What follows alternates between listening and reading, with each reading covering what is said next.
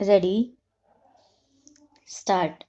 As you are aware, sir, under the Constitution, from the last date on which the resolution was passed by either House of Parliament, the proclamation for the administration taken over by the President would continue to remain in force until the 24th October 2000. Now, this resolution has been brought forward for purposes of continuing the administration by the President in Kerala for a further period. In effect, according to law, the further period would be 6 months.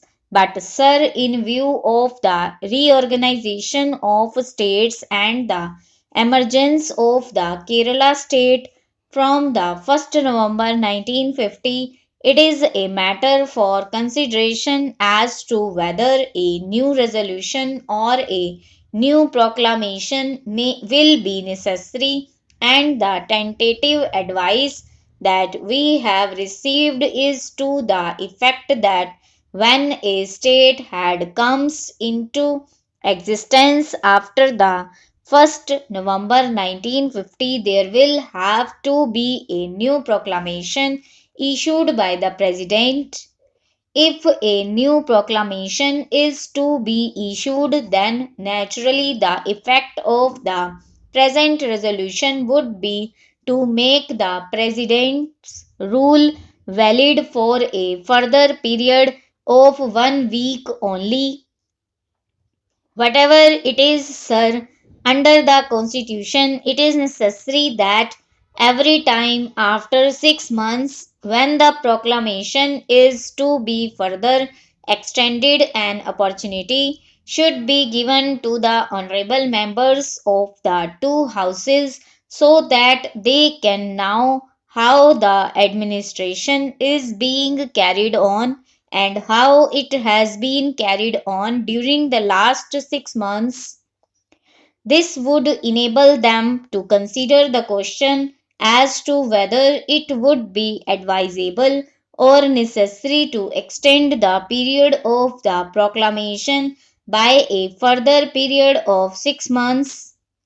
It is for this reason, sir, that a provision has been made in the Constitution in consonance with which this resolution has been placed before the House in order to enable the honorable members to understand how the President's rule has been carried on. A pamphlet has been published which gives the information relating to the last 6 months.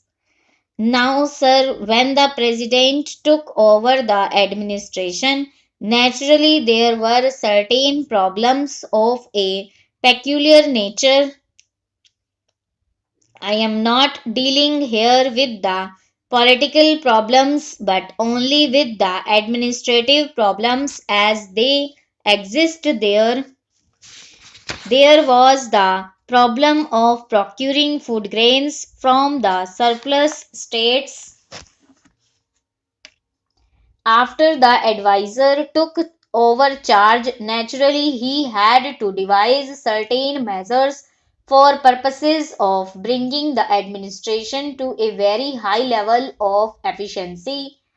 That is the reason why the advisor issued a statement immediately after he arrived in Trivandrum on the 20th March 2000. I would read the very short but important statement that he made because that would indicate to this House the lines on which, under the guidance of the President, the advisor has carried on the administration during the last 6 months. This is what it says: the President's rule, which is necessarily of a temporary character, will give the people a short respite from politics and will provide an administration impartial absolutely above party, above caste, and above creed, and I hope efficient. It will be my special endeavor to implement the schemes included in the 10th Five-Year Plan and to create employment for some at least of our educated unemployed. He has made a further appeal for cooperation so far as the public is concerned and for harder work so far as the officers are concerned, and thus, sir, he has taken under scrutiny all the acts that has been done by the various departments under his overall supervision and has pointed out how to a large extent the administration has become fairly efficient and how he has given his attention to various problems. Now, the first and naturally the most important problem that has to be taken into account is to what extent the ninth five-year plan has been implemented and to what extent the 10th five-year plan has to be placed on a sound footing. Naturally, therefore, these are the two circumstances which we have to take into account because ultimately all the acts or omissions, if any, will be judged by this particular target, namely to what extent the president's rule has succeeded in implementing the plan. After all, you will find, sir, as the adviser has rightly pointed out, that the President's rule has had to come into existence under exceptional circumstances. Now, even if there are certain exceptional circumstances, it is absolutely essential that the community of the progress of the nation has to be maintained, and therefore it is the expression. But we have to carry on the various welfare schemes as they have been envisaged in the ninth five-year plan to the extent that they remain unfinished.